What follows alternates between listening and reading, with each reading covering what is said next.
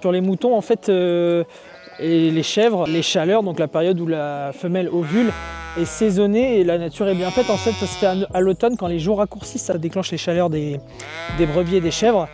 Et ce qui permet d'avoir, donc avec les 5 mois de gestation, une mise bas au mois de février-mars quand les jours commencent à rallonger, que l'herbe commence à, la végétation se réveille, ça commence à repousser.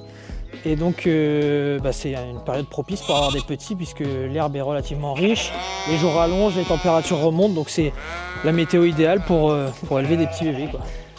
Et puis ça ramène de la biodiversité. La tondeuse, tous les insectes qui sont dans le sol, ils sont broyés. Le pâturage, non seulement les insectes qui sont dans le sol déjà présents, ils sont préservés, mais ça en attire de nouveau par les crottes.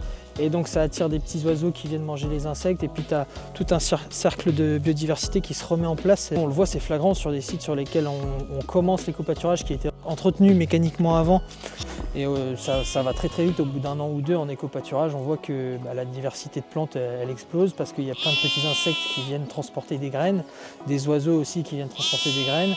Et donc tu as tout un cercle de biodiversité qui se remet en place et qui est hyper intéressant. Alors on travaille avec des collectivités, des entreprises, un petit peu de particuliers mais essentiellement collectivités, entreprises. Ouais.